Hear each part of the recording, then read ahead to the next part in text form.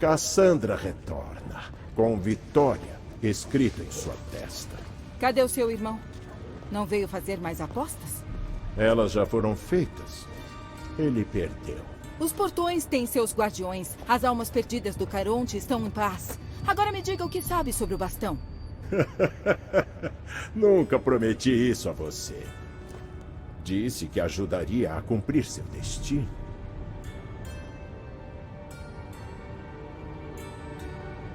Dominar o bastão é o meu destino. E você vai me mostrar como. Você nunca esteve em posição de negociar comigo. Sua vida passou a ser minha no momento em que matou o Cérebro. Eu podia pedir a qualquer um para conseguir os guardiões. Mas a verdade é que eu queria que você se acostumasse. Do que você está falando? Eu não mencionei? Eu tenho um quinto portão. E você vai passar o resto da eternidade protegendo ele. Esse é o seu destino.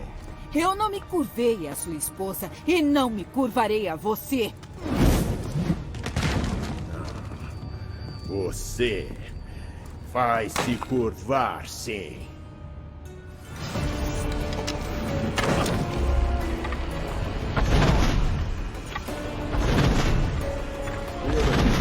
Ser assim. Você teria sido uma bela adição para a minha coleção. Colecione isso! Atléticos, um dia vem pra cá. Por que resistir?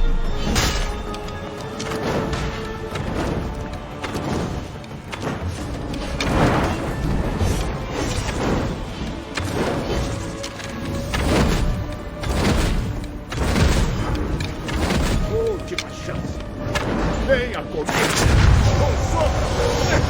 Escutar você é sofrimento bastante!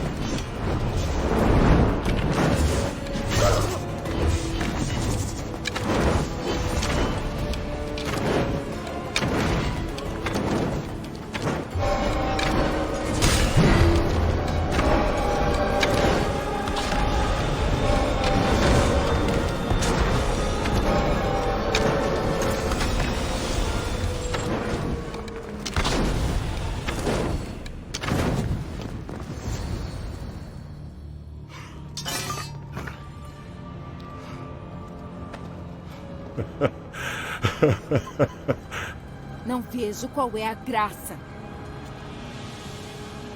Você age como se fizesse diferença.